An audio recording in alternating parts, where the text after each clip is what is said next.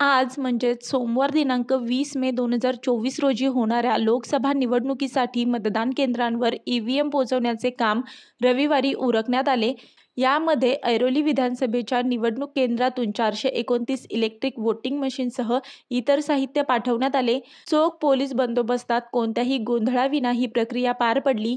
मागील 1.5 महिन्यांपासून उमेदवारांसह मतदारांना प्रतीक्षा असलेला मतदानाचा दिवस अखेर उगवला असून ठाणे लोकसभेसाठी ऐरोली विधानसभा क्षेत्रात 77 केंद्रांमध्ये 429 बूथवर सोमवारी मतदान होणार आहे. यासाठी रविवारी ऐरोली येथील निवडणूक केंद्रातून पोलीस सुरक्षेत EVM पाठवण्यात आल्या. यासाठी सरस्वती विद्यालयाच्या प्रांगणात प्रशस्त मंडप उभारण्यात आला होता. उपजिल्हाधिकारी सुचिता भिकाणे यांच्या नियंत्रणाखाली संपूर्ण प्रक्रिया पार पडली.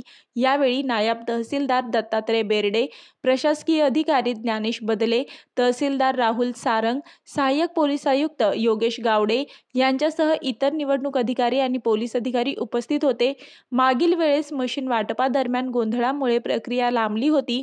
यामुळे यंदा या प्रक्रियेत शिस्तबद्धता आणून नियोजनबद्धरित्या मशीनचे वाटप करण्यात आले.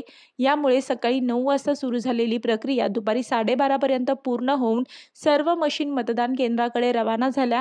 यासाठी सकाळी 6 वाजल्यापासून यंत्रणेतील अधिकारी आणि कर्मचारी तयारीला लागले होते.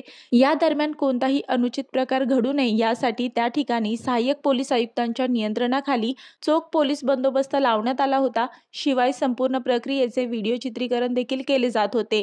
यामुळे संपूर्ण प्रक्रिया वेळेत आणि निर्विघ्न पार पडल्याने दुपारपर्यंत सर्व मतदान केंद्रांवर EVM पोहोचवण्यात यंत्रणेला यश आले.